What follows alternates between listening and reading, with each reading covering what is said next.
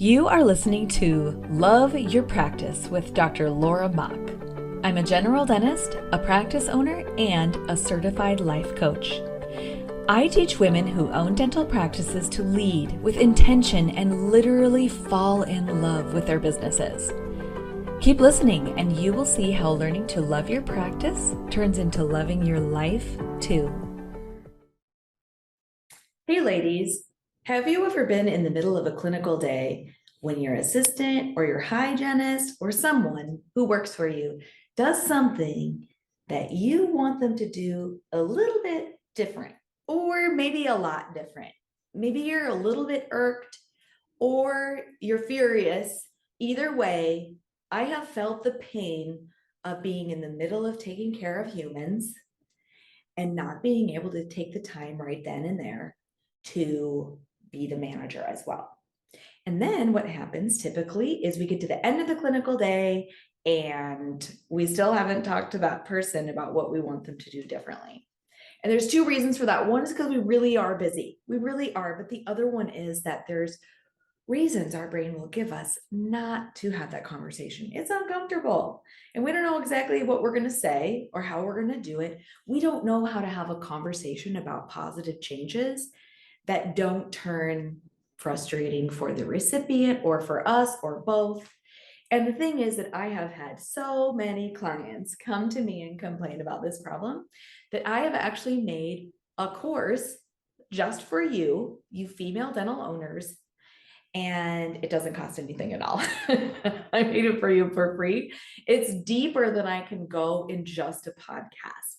So what I did was I put the whole course together in a little online bundle, and all you do is text me to get the course. So I have this number set up. It's 66866. Such an easy number to remember. And you just text the words "love your employees" to the number, but you can't leave any spaces between the words or it won't come back correct. I don't know what you'll get if you leave a space, but so your autocorrect will want you to leave spaces there. You got to go back in and delete the spaces. Love your employees to 66866. And the next time someone does something in your practice that you want to change, you will have a very easy system that smooths out the speed bumps that our brain wants to put in place for us to not do the thing. But trust me, I have helped many women do this before. It's a tried and true plan. I use it myself. Text the number, and then I'll see you in the course. Hey ladies, thanks for showing up again to another episode of my podcast, Love Your Practice. Today, I interview a really amazing and resourceful woman named Angela Davis-Sullivan, who is a consultant that specializes in helping practices get out of network with one or all of their contracts, insurance contracts. There's just so many really amazing people out there serving dentistry. They can be as solo dental practice owners, or maybe small group. We sometimes miss out on seeing all these amazing people, and we just are exposed to people who want to sell us something, or they got this special equipment they want us to buy or whatnot. And the thing is that if we get the chance, we can see that there's really amazing people out there serving dentistry. And Angela is one of those people.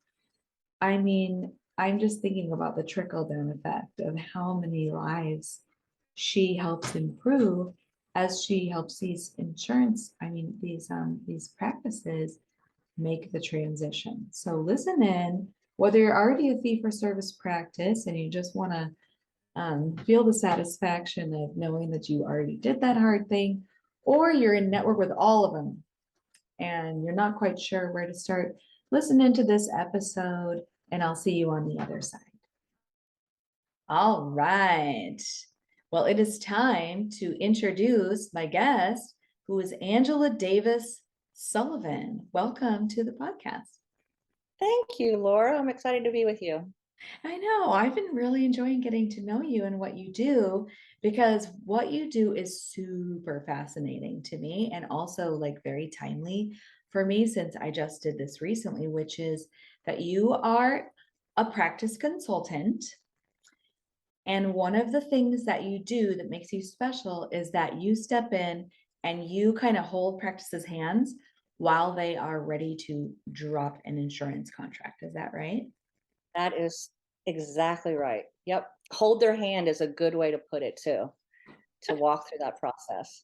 I mean, I really did feel like I needed my hand held. Like literally, I did get my hand held while I was doing Yeah. it. I needed that help. So yeah, tell me about how you fell into this. I'm assuming you fell. Maybe it was on purpose, but Yeah. give No, me I a brief fell into it. history of Angela Davis-Sullivan. Yeah, so I've been coaching practices now for about 17 years. And, it's all the things that everybody wants to get better with for sure. And then the question started popping up more and more like, oh, these insurance companies. Oh, these insurance companies. Can I ever play this game? How do you play to win? I just want to get rid of them. And I was like, well, let's do that.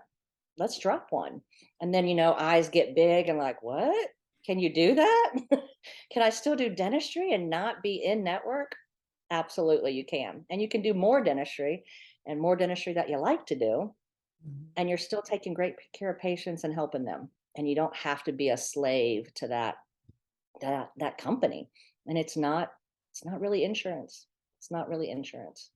I So really, a couple things that you said in there that, and we'll get back to the original topic, but like, I love that you said slave to the dental insurance company, because I want to say out loud that I felt that way. oh I yeah. felt like I was just working for their benefit Hmm. instead of mine, especially after what I would do, what I would call motos, is like MOs and DOs.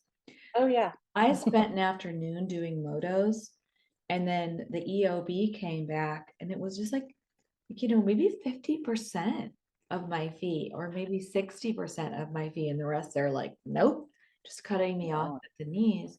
And like, I'm like, do you know how much work MOs and DOs are? They're way more work than a crown. Way more work to look beautiful and have anatomy and function. It's like it's And to time. have beautiful margins and contacts and all of Yeah. this stuff. I put my heart into it. And then for them to tell me how much I could charge for it was just disheartening. Yeah. I hear that all the time. And sometimes it's surprising. I'm glad you were looking at an EOB and looking at that. Some offices don't look at it ever, much once a quarter or once a year to just look at it and go, what's it costing me to be a provider in That's a, network with them? that's a And really, sometimes they don't want to know. Like, just don't yeah. tell me. But it is Don't. interesting to think about, we do this thing where we buy our job. Literally, Yes. the dentists who own practices, we buy our job. Mhm. And then in some instances, we are paying to be in network. Yeah. We're running around on the treadmill trying to get ahead, and there's a cap on our income because there's only so many motos you can do in a day, and the insurance is telling you how much you can charge. And the other thing that you said is it's not insurance, and you said that in a way that I feel like there's like an entire mountain behind what you just said. Oh, yeah. Tell me what you mean when you say it's not really insurance. It's not really insurance. I always compare it to what people know is their medical. And I mean, how many times have you been in the dental office and patients hand you their medical card anyways?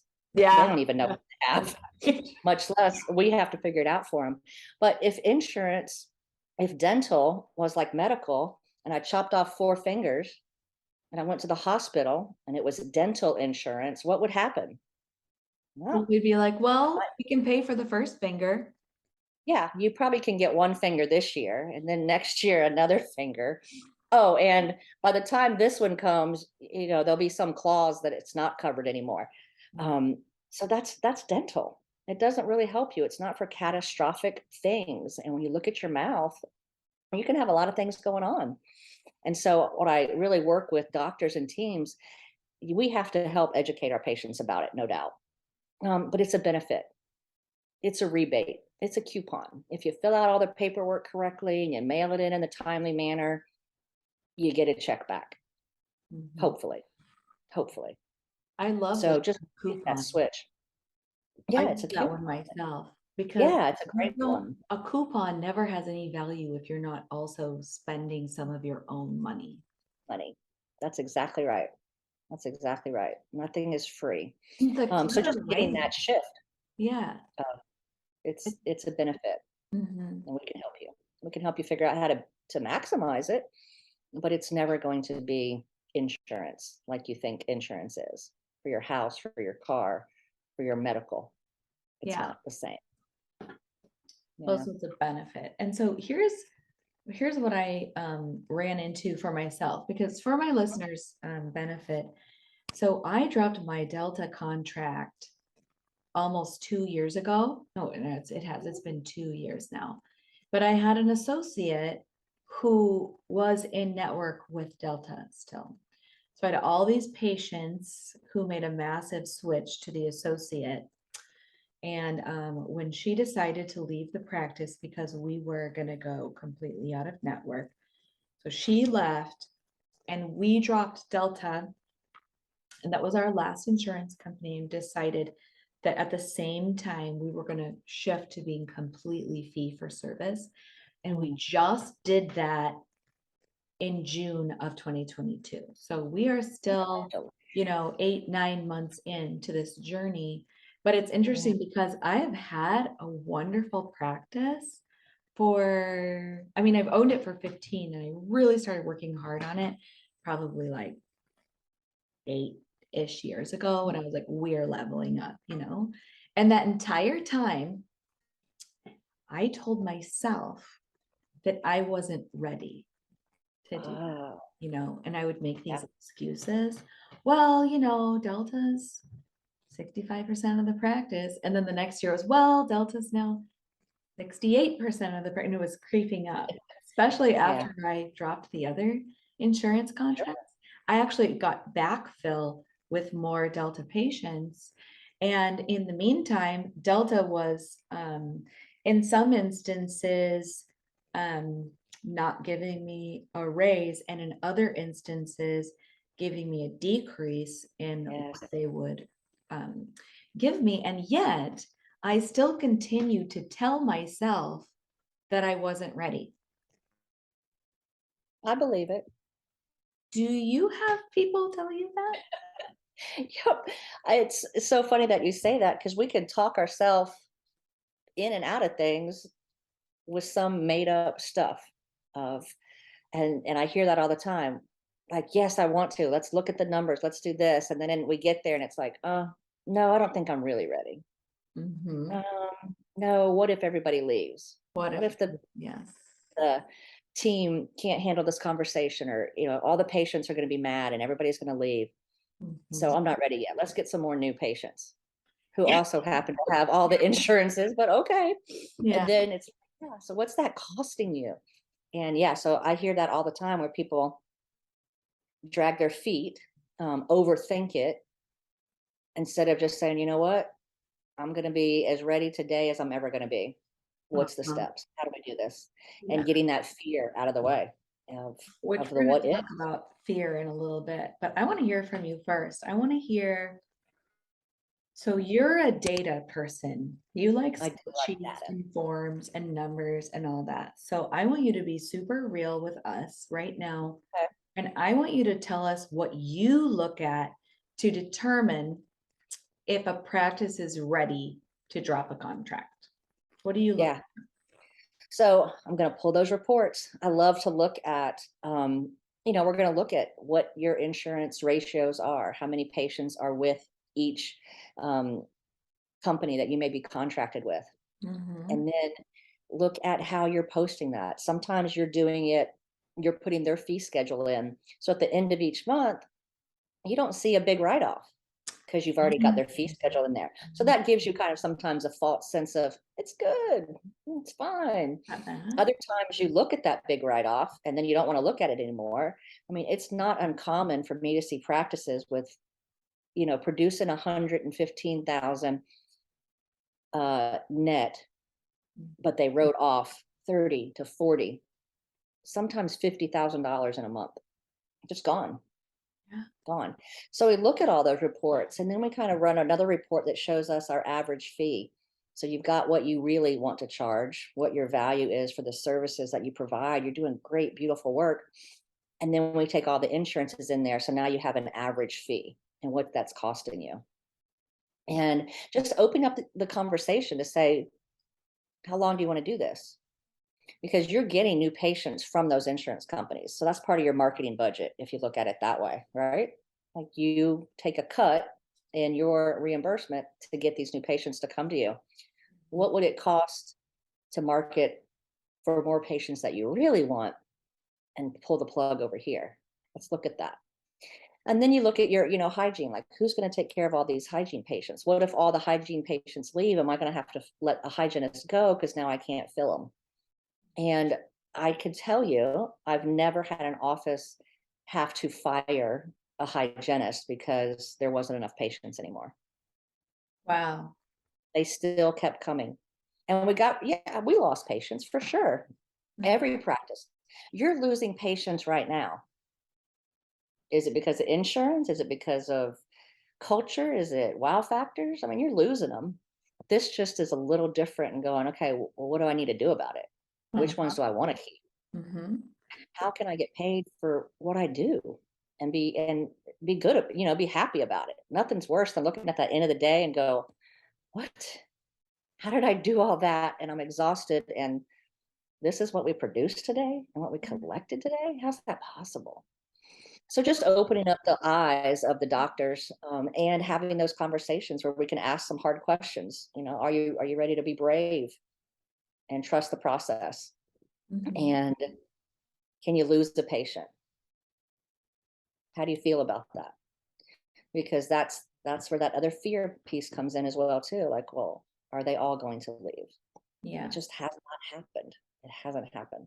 So we look through those reports and then we create a plan and strategy based on what that practice wants. And that's anything. That's drop this easy one first, or let's drop these two, and then we go to Delta. How do we do that? And so, there's letters and informing the patients, informing the team is huge because they're going to get the brunt of so many of those conversations. Are they ready? Do they understand it? Not being insurance, being a dental benefit. So a lot of time I'm building that confidence because then as the practice owner, you can't be everywhere all the time and hope that these conversations are happening at the level you want them to happen at. So we've got to get that team trained, confident, so that you can feel good and kind of release that and go, it's going to be okay. My team has got it handled and I get to take great care of patients and do the dentistry I want to do Mm-hmm. and get paid a fair fee for what I'm doing. Yeah. So it Okay. is a lot of hand holding. It Yeah. is. So, couple comments about that. The team being ready is a really big deal. And I find that that's having the team in a mental space. I experienced this myself where before we pulled the trigger, we made Mhm. sure that the team knew that being in network is bad for the practice and it's bad for the patients. Right. Because if the team is apologetic when they're responding to the patients, or they're saying, oh yeah, sorry, we're not in network with them, or oh, unfortunately, blah, blah, blah, then the Yeah. patients will react to that. They will follow the team's lead.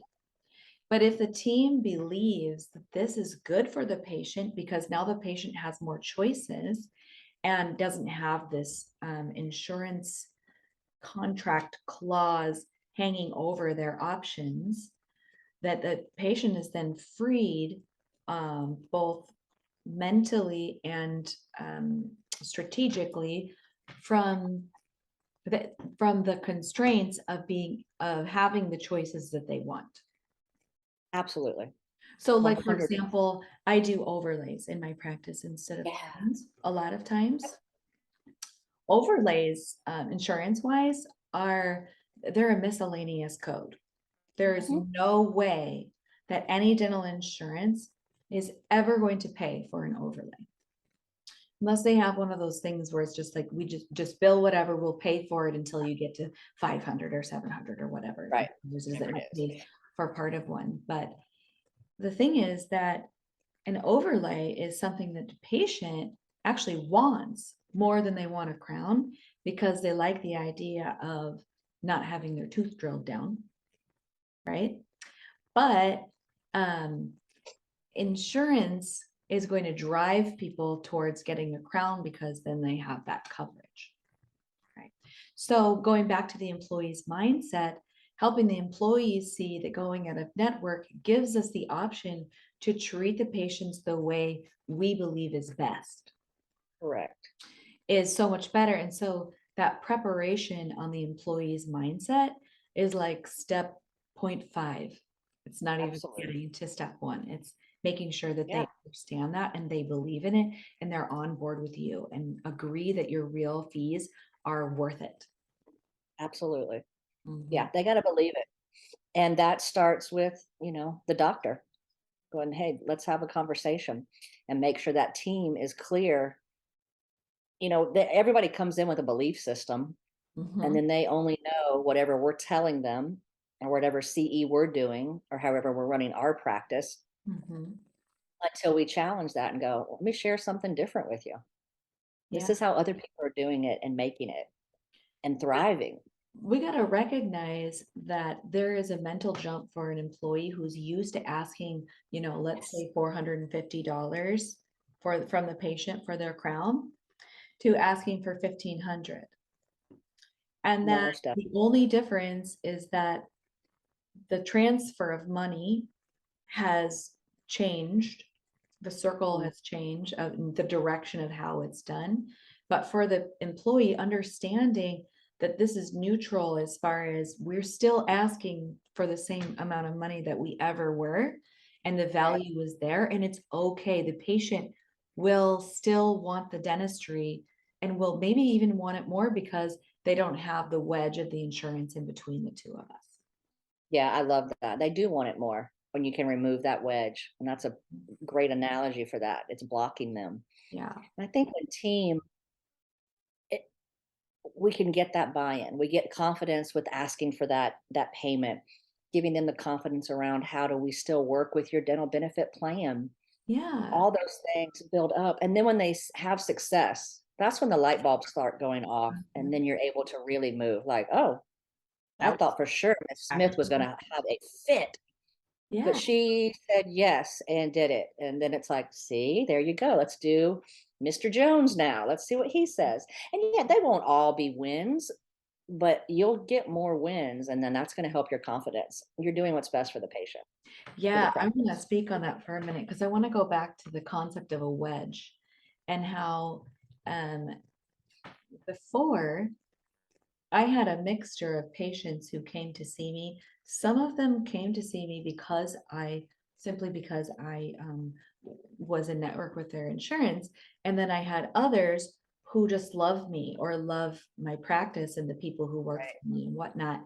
And what happened when I went out of network completely is anyone who didn't care that much went to find somebody else who could be in network. And that, of course, that can feel scary. Like, oh my gosh, who am I going to take care of if these people leave and these people leave and these people leave? But what's interesting is that it distilled down everybody who's loyal to me and is grateful for how I take care of them. And how that's changed things for me is that every day I have people stopping and sincerely thanking me for being their dentist and taking really good care of them. And I have fewer arguments, fewer complaints, fewer people arguing about their bill and things like that, because if they don't want to do it, they just don't pay or they don't come in, right? Yeah, And the ones good. who want to, they pay before we even start because it's what they want. And there is this like alignment of values between them and me that is so satisfying. And I have to tell anyone who's listening right now, if you're thinking about it, do it because every day is more fun. Oh, look at you. Yeah, you're enjoying what you're doing more now Yeah, and with the I have to patients who want say, it. it's funny because I'm a life coach, so I understand about how emotions drive us to do what we want to or don't want to do, and how if you have fear in your body, you will not take the steps. And it's funny because I let that fear stay inside of me for years after I learned that concept, because I believed that the fear was valid. So I put off this part where that made my practice so much more fun, because I believed the fear. I really And needed. I hear you. And I have dentists that do the same thing. We will start with the letter for the patients, or the letter that we're going to mail to the insurance company that we're going to change our relationship. And it will sit on desks for months. Months. It's like, we're ready. Like, put a stamp on it, let's go. And it's just, you can't make that movement, that they just can't let it go. Yeah. So from a life coach perspective, I just want to point this out, because this is what we talk about on this podcast, is like coaching, understanding why we are acting the way we do from a life coaching perspective. If I tell myself a sentence like, everyone's going to leave, or my practice is going to fail, or people are going to be mad, these are thoughts, which are just little sentences in our mind that just get auto-populated.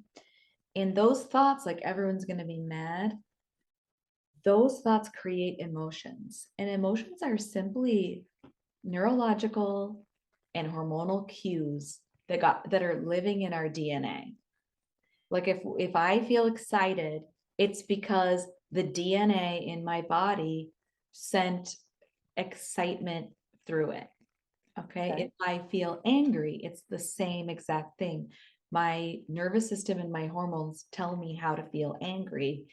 And if you feel scared, it's the same thing. So if I'm thinking in my mind, this isn't going to work, or I'm not good enough yet, then I feel scared.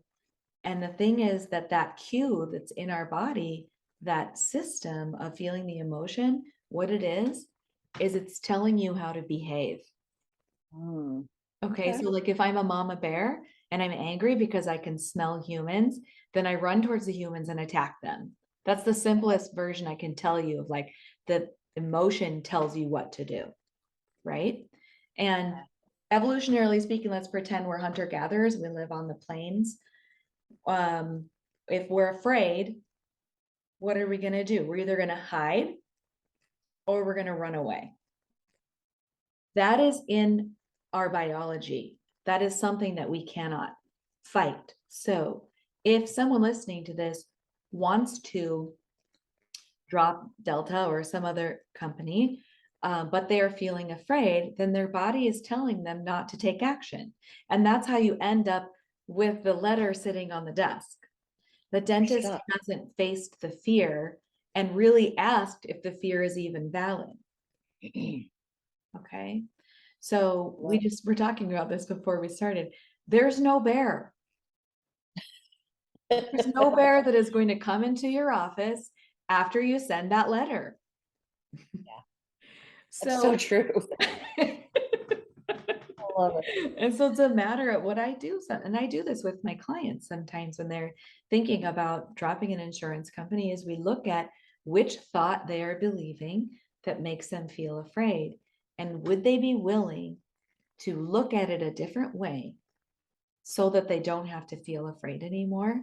And once they feel, maybe it's courage, maybe it's just curiosity or openness, whatever it is they decide, then their body is telling them to do something else, like send the damn letter. I love it. Yeah. I want to tell you how my perspective changed, because it's funny. It wasn't coaching. It was coaching. Ah, okay. Yes. And this is how my perspective changed. So before I'd be like, I'm 80% Delta now. I can't. What am I gonna, who am I gonna fire people? How am I gonna keep the lights on if I have all these people leave? Or I would say I would be the only one in the county, which is true. I am the only one in the county. Well, that's not true. Someone followed me after. I mean, I didn't follow me. They dropped it after. They dropped it. Okay. Yeah. I had all of these thoughts recurring and bringing back the fear, bringing back the fear, bringing it back. And what changed was sitting at my house on a gravel road. I was safe. I was planting my garden because I didn't have anything else to do and doing yoga and taking voice lessons on Zoom. And I was like, I haven't drilled a tooth for 6 weeks and I am fine. So if I go back to work and I'm not in network with this one company, then I know that I will still be fine. And maybe I won't have as many teeth to drill, but how many teeth do I need to drill on? I think I'm going to be fine. And that change in my perspective is what got my ball rolling. I love that. It literally started with my mind, which leads me to a question because I was like prepared for people to leave, but I didn't have you there telling me how many people could leave and I would still be fine. What do you tell people as far as um, how many exits from the practice you can have and still be okay?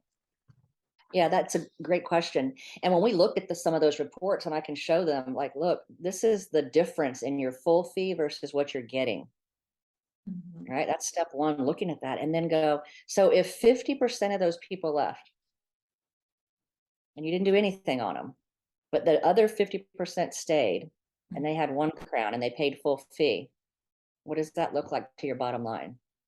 And then it's like the light bulbs go off and math comes in and you're like, oh, you're right. I don't have to do 100 a month Uh, to make the same. I could actually only do 45 and I would still be at my profit margin. I could still collect what I need to collect to pay the bills. So that's one of the things that I love looking at with them, to realize that they can leave and that's okay. But the ones that stay and pay full fee, mhm. you don't need them all. You don't need them all. And you have time with patients. And so many doctors want that time. So when we start this conversation, I'm always asking, so what makes you want to get off of insurance now? Like, what's happened? And typically there's some kind of trigger. They looked at an EOB.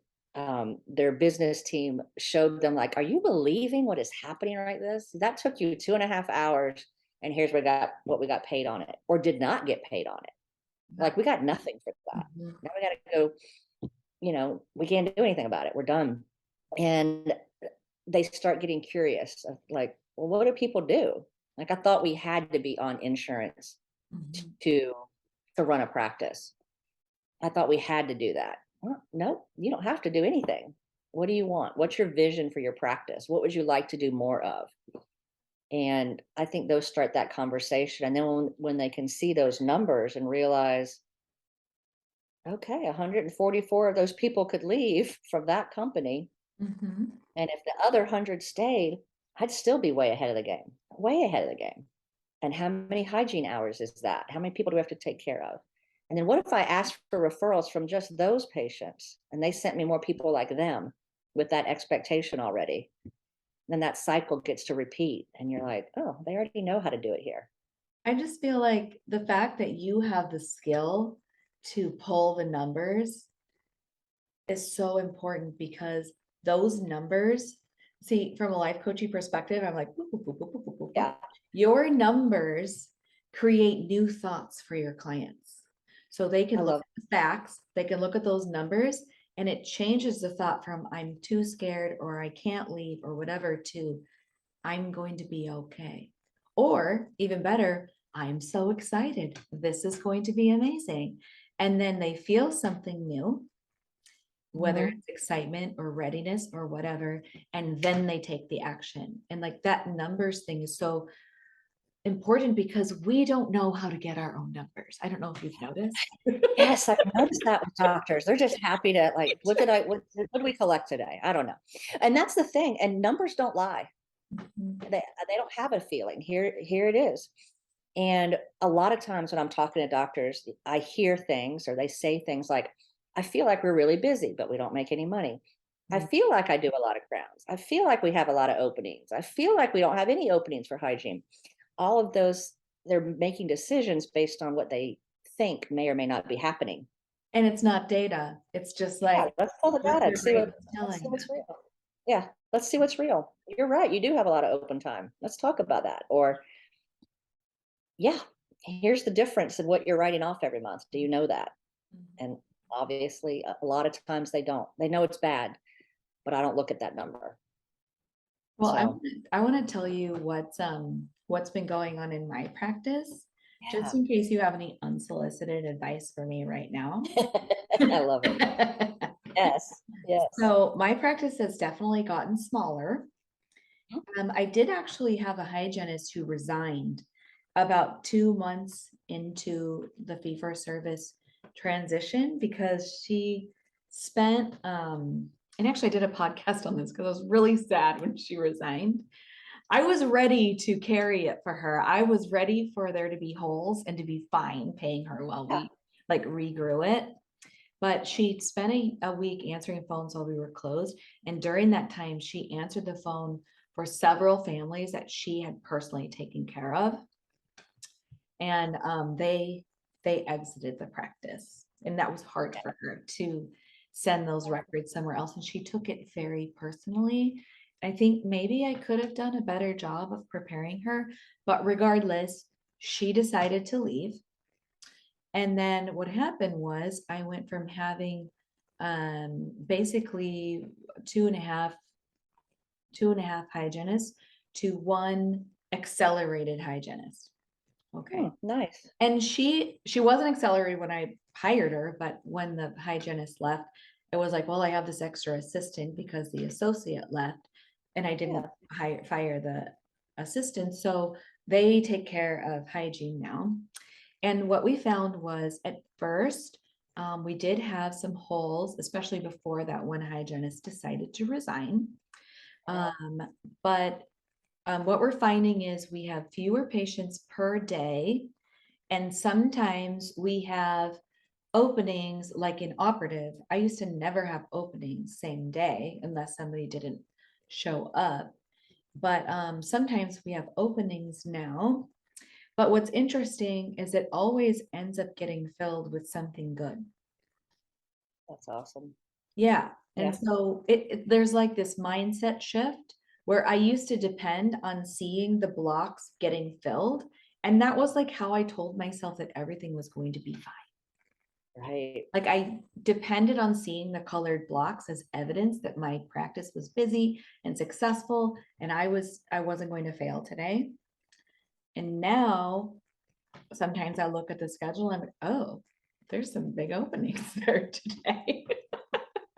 And I have to make sure that I'm monitoring how I think about those openings because in the old frame of reference, I might tell myself if this means things are going to fail.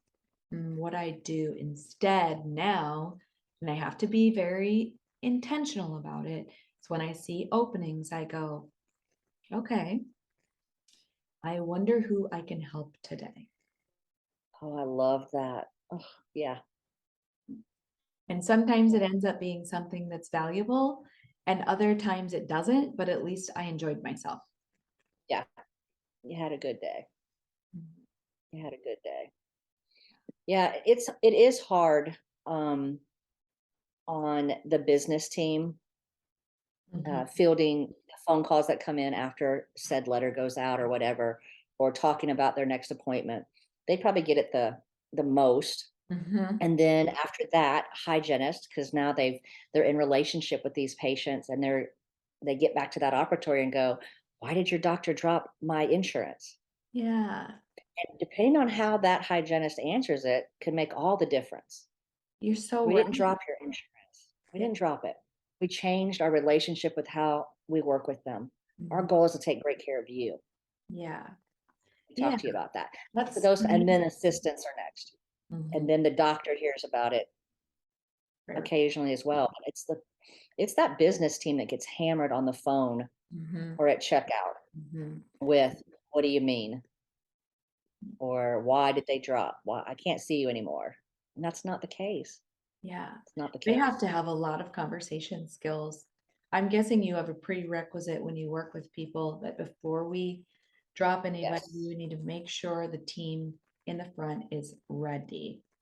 ready, and we're going to practice it with that dreaded role play. But unless you practice it, when that phone rings and you've got that patient on the other end, Mhm. you're going to have a hard time communicating it because they're talking so fast usually and so And they have feels. uh, anxious Mhm. about what is happening to them. They feel like Mhm. that the more you practice it, you're prepared when that phone rings. I got this. I got this. I know what I'm going to say. Yeah. And to be okay with some people saying, I'm going to go someplace else. Absolutely. And if Yeah. you're not happy there, we're happy to have you back. Just let us know. Mhm. We're here for you. So having a team member who knows that it's okay if people leave, like that's a thought, right? Yeah. The team member Yeah. thinks in their mind, this is okay if they leave, or we're here to serve them if they want it. These are thoughts that we can help them have through the training. Yes, Mhm. absolutely. Is in their minds, what I have discovered is they're thinking, if all these people leave, am I going to be out of a job? Mhm. Yeah. You know what I mean? It's kind of like, well, or I didn't do a good job to keep him here. What did I miss? So it's fighting all of those Mhm. scenarios that come up and go, look, we might not be the dentist for everybody anymore, and that's okay. Let's go back to our vision. Remember who we want to serve and take care of, and Yes. the people that reaches are the people we're going to take care of. And they don't understand yet that concept of 100 patients today, and we barely hit goal or this month, and or 55 patients, and it was great. And we hit our numbers. The lights are Having a on. good You're time. getting a paycheck. Yeah. Yeah. I'm trying to get them to see that piece of it as well. And you get to take care of, like you said, you're doing the dentistry you want to do. And the people are saying yes because they know and trust you. And why wouldn't they do the dentistry? Yeah, they Why value wouldn't they their do teeth. dentistry? They want them to Yeah. be healthy. Yeah. One of That's the what they things want. I think was a big confidence booster for my team was the first time we collected like 12 or 13 or $14,000 in a day. And the team said, Dr. Laura, none of it was from insurance checks. Isn't that a good, oh, that gives me chills. That's an awesome feeling. They were so amazed. And it was like motivating for the next time, the Yes. next time.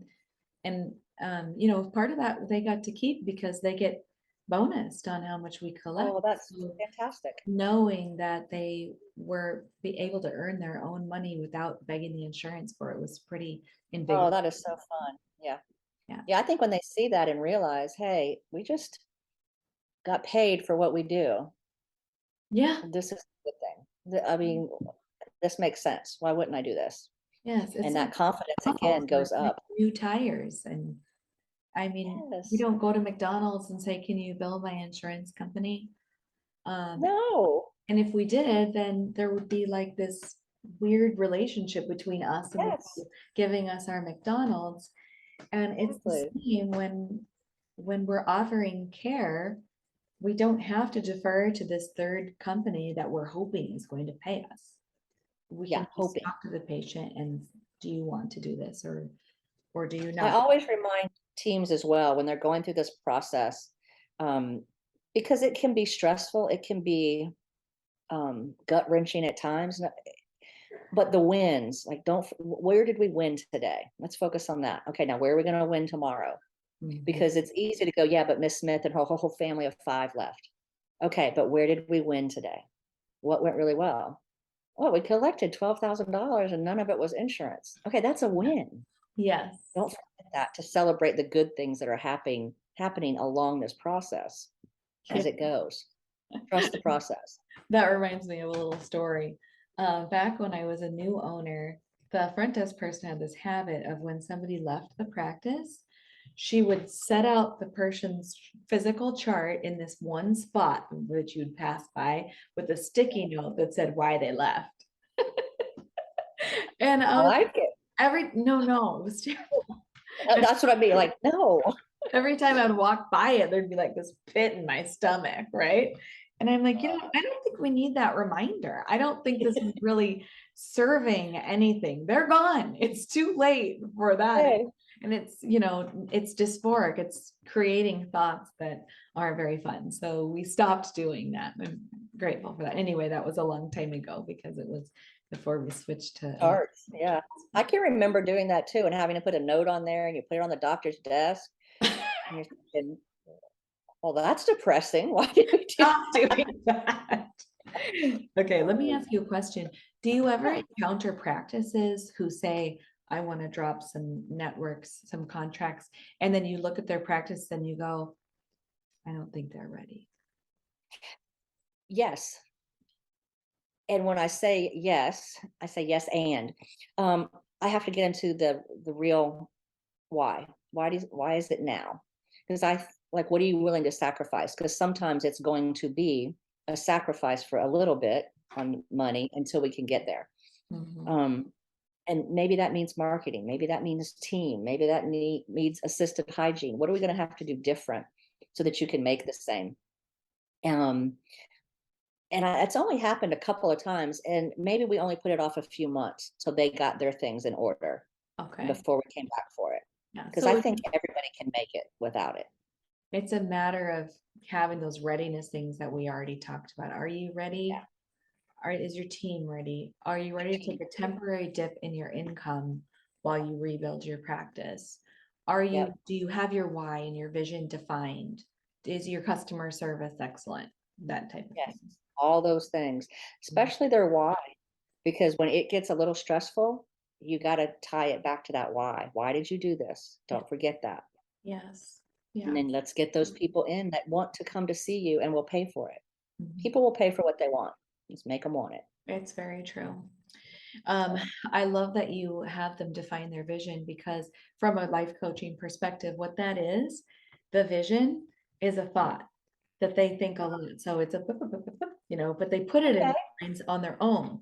So they're Okay. putting the thought instead of an automatically generated one that might create fear or whatever, this is Mhm. one that's intentionally made where they're imagining their life in in alignment with their values, or they're imagining why they even do it in the first place, and they're telling themselves that. And when they think their vision in their minds, it creates some amazing feeling like empowerment or readiness or alignment, like I said, and that changes how people act. I love that. Everybody needs a life coach, I know. right? Like, golly, everybody needs a coach of some sort, Yeah, we multiple all need coaches help. sometimes. Who knows Yeah, how we to all do all those things? know. I'm not the expert in everything. And we can't expect anybody to be that. What do we do really well? And then get help. And I love when we do this because it really does build up the team's confidence when it comes to talking about treatment Mhm. and talking about the financial aspect and investment it takes to get healthy. Yeah, because And all of a sudden they we're not they trying learn to sell. skills. People Oh can no. only feel so good about themselves when they're selling something that a third party is paying for, you know? Yeah. If you can sell it for real and, you know, ask for the dollars and see that transfer of desire go to the patient and the patient gives you money for it, then you're like, dang, I'm really good at this. Yeah. Look at that. Life Oh, changing. yeah, I'm doing it. I'm helping them change their lives, which is great. Absolutely. Yeah. Yeah. Well, this has been Stuff. really fun. I'm going to have you on again because I really believe in this this concept. There's so many of us out there who are still in network because they haven't faced their fear or they haven't had somebody pull their numbers for them. And I just really feel right now like this is a time when many of us could be getting out of these networks and practicing dentistry on our own terms. Absolutely. And you're a good example of it, telling your story. You Thank you. survived. You're I doing, you're survived. doing it. Yeah. Doing it. Yeah. Anything else you want to say last minute before we? No, I love that. We could talk about this for days, but yeah, I love it. I love the excitement and helping dentists get that freedom back that they didn't even know they had lost. Um, The freedom is sometimes. amazing, isn't it? To just be Yeah, able to it's say, choice. this is what I want my fee to be. That's what I Or want. this is how Yeah. I'm going to treat my patients. How do people get a hold of you? Oh, yes. I am Angela at adaptive-dental-solutions.com. It's Okay. my email. And website. we'll put that in the show notes, which you can find at loveyourpractice.net. Perfect. Well, thank you so much, and we'll have you on again soon. Thanks, Laura. Thanks for listening to my podcast today. I'm Dr. Laura Mock signing out. Remember, if you want to take that free course on correcting your employees, text the words "love your employees" with no spaces to 66866. Thanks, ladies. See you next time. Thank you for listening to Love Your Practice with Dr. Laura Mock. I would love to meet you. To join our movement, find the Facebook group called Love Your Practice and request to join.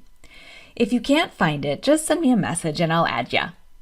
You'll find me there helping all of my ladies to fall in love with their businesses and have a better life.